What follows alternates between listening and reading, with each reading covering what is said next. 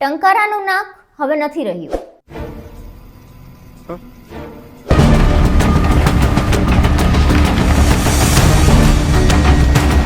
હાય, હું અભી પટેલ. અત્યારે હું મોરબીમાં રહું છું, પણ મોટી ટંકારામાં થઈ છું. આજે ટંકારાથી દુઃખદ સમાચાર આવ્યા છે કે ટંકારાની જૂની ધરોહર એવા મોરબી નાકાને તોડી પાડવામાં આવ્યું છે. ટંકારા મોરબી જિલ્લાનો તાલુકો છે. ટંકારા ઘણી બધી રીતે પ્રખ્યાત છે. એમાંથી એક આર્ય સમાજના સ્થાપક એવા સ્વામી દયાનંદ સરસ્વતીનું જન્મ સ્થળ છે.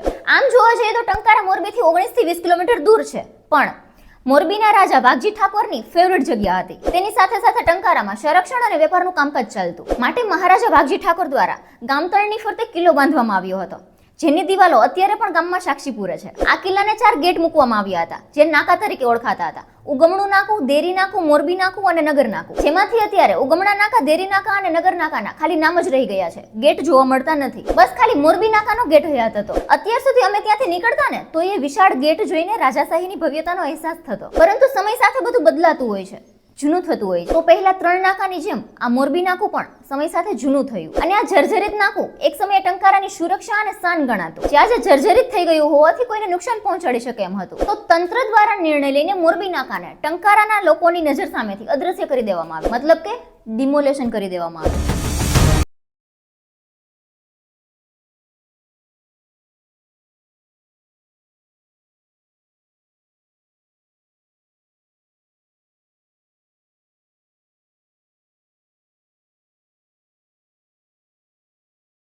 ઐતિહાસિક ધરોહર ના તોડવી પડી હોત તો આવનાર પેઢી પણ ટંકારાની રાજાશાહીની ઐતિહાસિક કહાનીઓની સાથે સાથે પોતાની નજરે આ ધરોહર પણ જોઈ. પરંતુ સમય સામે કોઈ બળવાન નથી.